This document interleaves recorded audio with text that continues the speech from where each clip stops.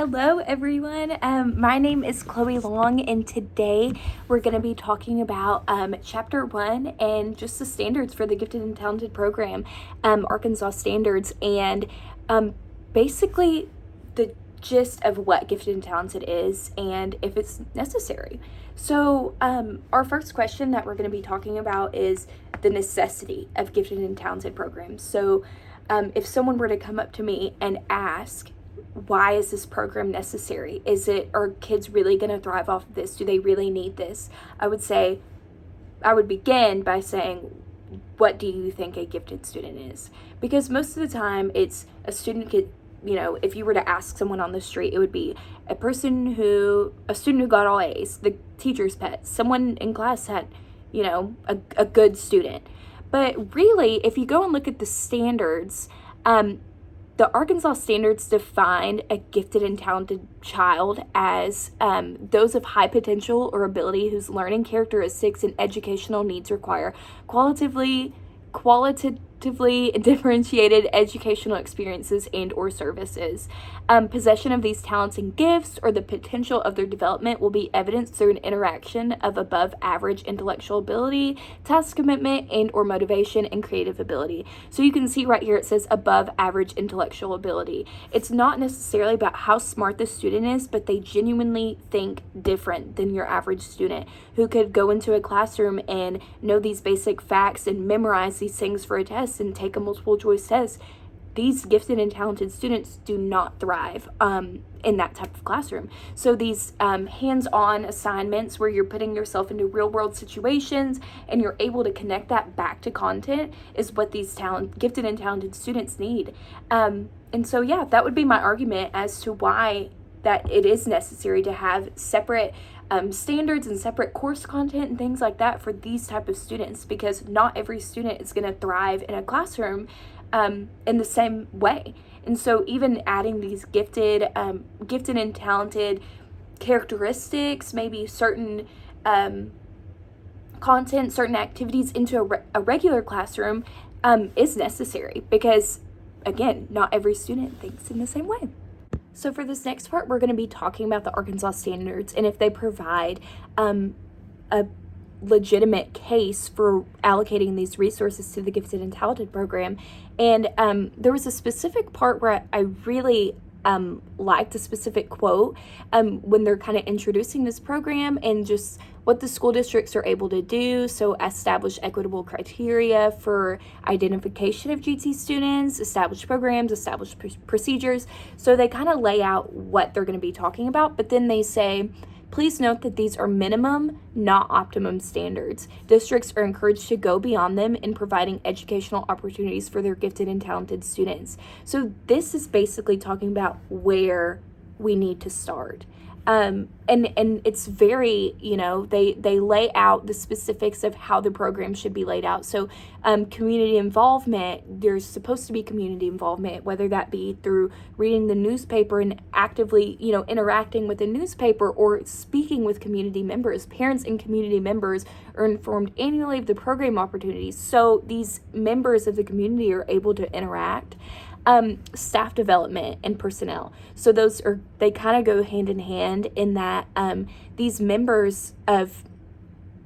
staff members are required to have a certain level of education and a certain plan as to how they're going to go about this, meeting the standard teaching licensure, preferred and add-on endorsement in gifted education, things like that, where it's not just random people who are thrown into these jobs, which is a good standard to set. So then identification, it goes really into depth about the identification process and how we go about identifying a GT kid and what we do once we do identify them. And then program options and curriculum evaluation. If you want to go and look at the standards, it's a very good read. It lays out everything very professionally, and it lays out what a program should have. Like, this is the minimum of what we need to have. Like it said, this is a minimum, not the optimum standard. So I think they do a great job of laying out why we should have these resources, because these students are interacting with the community. They have these teachers who are trained for, to help these kids thrive in this environment. And I think this just does an awesome job at laying that out and explaining the need of the program without directly saying we need help, we need resources, we need funds. It's just saying what we are going to do as an Arkansas teaching community, what we're going to do for these students. So I talked about this earlier, but a lot of the aspects of GT, the GT program, certain standards such as 4.01 is ongoing opportunities for community awareness and involvement are provided. That is a standard with the Gifted and Talented program. And I feel like this should be pushed into regular classrooms as well. I feel like both should have this as a standard of looking at newspapers, sending out newsletters, being involved with radios or TV spots. This is things that are listed on the standards for Gifted and Talented.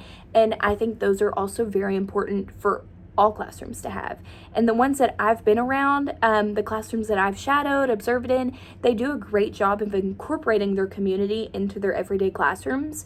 But it would be awesome if we could add that as a standard of letting these students speak with people who inspire them, or people, who might have a job that they want to have, or that just might have an interesting story and they want to get to know them a little bit more and be inspired by these older leaders in their community.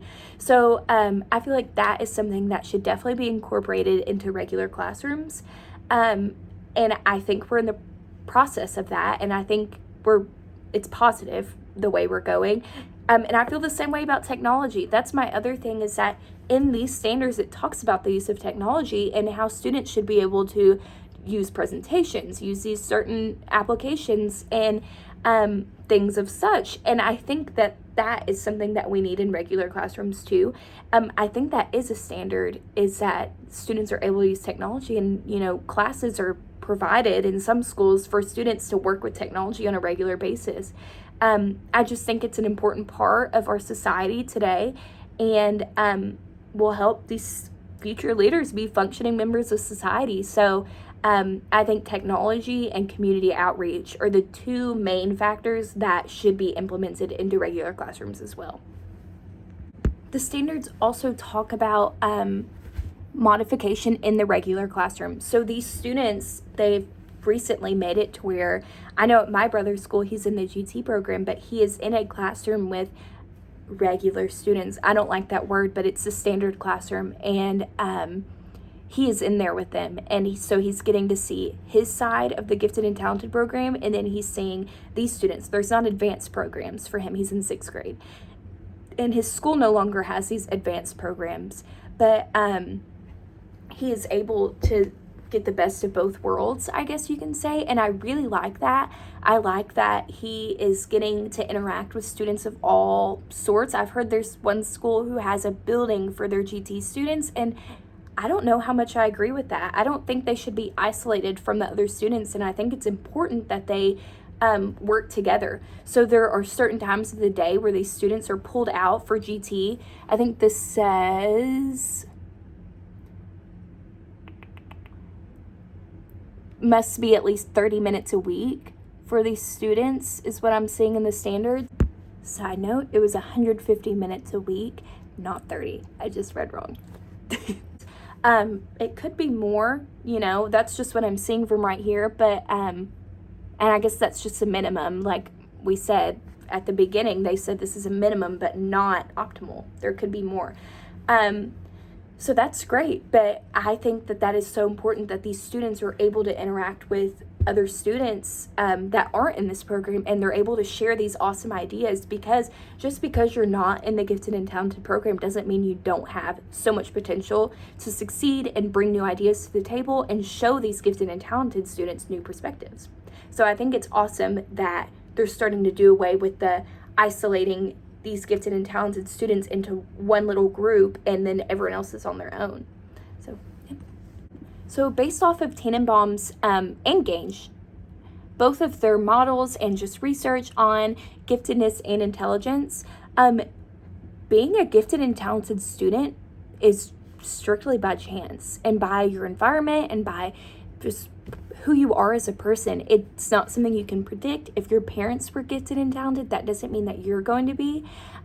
So Tannenbaum talks about a superior general intellect, strong special aptitudes, supportive non-intellective traits, a challenging and supportive environment, and again, chance. So a lot of these things are things that your student cannot help. They come into school and they think of things in a way that not other students do. It's just how their brain works. And so the standards do a really great job, of giving every student a chance and emphasizing that. They make sure that their examinations are non-discriminatory, and that you're not just putting students in because, oh, they're a smart student. Because not just because you're a smart student doesn't mean you're a gifted and talented student. These students have a certain way of thinking that is different than the average student. It's more creative. And so there's a whole section in the standards about the identification of students, and the committee must be made up of 5 members. So it is an unbiased process, and you're making sure that these students are getting the attention that they deserve. And it's a long process. There's lots and lots and lots of bullets right here talking about how we go through the process of determining if a student is gifted or not. And Tannenbaum and Gage, both of their research has shown that, like I said, it is a chance thing. So a student who might be a little ADD, a little wired, maybe not a teacher's pet, I guess you could say, not the best behaved, could be a gifted and talented student. And so they really prioritize and place a lot of emphasis on not being discriminatory against students. So yeah, I think the standards do a great job of talking about that and making sure that all students have the opportunity to join this program.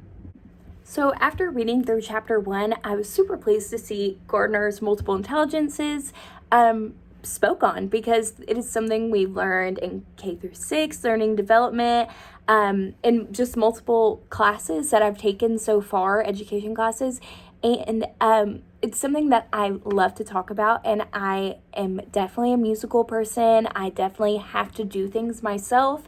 And so that if you don't know, the 8 multiple intelligences are linguistic, logical or mathematical, spatial, musical, bodily, interpersonal, intrapersonal, and then there's also like others which are like spiritual, moral, existential, and naturalist.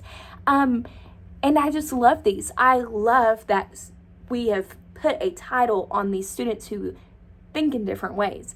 It's just so interesting to me. I think that the standards do a great job of discussing this and how you can really meet the needs of all of your students in all their different types of, if they're interpersonal and love to communicate, then they're speaking with people in their community and networking with these students around them, and there's tons of projects out there for them where they're able to communicate. And that's just one example. Musical, you can make a music video with your students and things like that, which it can also be incorporated into the regular classroom. And I just love that about the multiple intelligences, and I love that it's being talked about.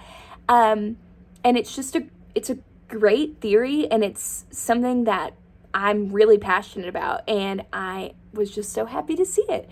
And I would also just love to learn more about it and learn how we can incorporate all of the multiple intelligences into our everyday classroom, so that all of your students, no matter where they are able to learn in a way that they enjoy and that itches their brain in the right way, I guess you could say. But yeah, that was my overview on chapter 1 and the standards for gifted and talented, or the synthesis.